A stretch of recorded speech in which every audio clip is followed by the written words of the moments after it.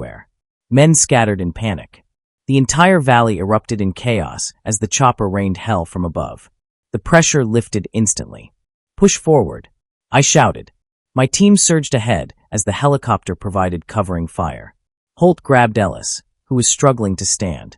Lang used his last rounds to suppress a group trying to regroup. I waved at the helicopter, signaling position.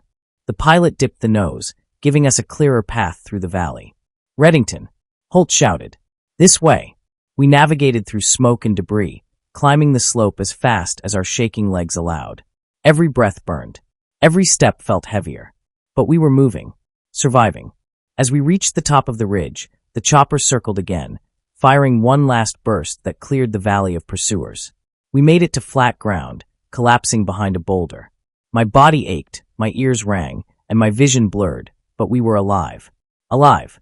Minutes later, the helicopter touched down long enough for us to board. I helped Lang inside, then Ellis, then Holt. When I climbed in last, the gunner slapped my shoulder. "Thought we lost you boys," he yelled over the noise. I didn't have the breath to respond. As we lifted off, I looked out over the valley, the place where I believed we'd take our last breaths. It was quiet again, dark, lifeless, the kind of place no one would ever imagine a squad of soldiers nearly died. Holt leaned against me, exhausted. "You saved us," he muttered. I shook my head. "No, we saved each other." He nodded slowly. "What made them send the bird?" I sighed. "We missed a check-in. That's all. A simple detail. A small mistake. And that tiny piece of timing saved our lives." As the helicopter carried us away, I realized something I still carry with me today. You can train for war. You can prepare for death. You can follow every rule, every order, every instinct. But sometimes survival comes down to the smallest, quietest variables. A late radio check, a pilot who notices something off, or a sound in the distance that arrives just in time. That night wasn't heroic. It wasn't glorious. It was survival. And survival in war is its own kind of miracle. One that doesn't need magic. Just a little bit of luck. And men willing to hold the line together. Until the very last moment.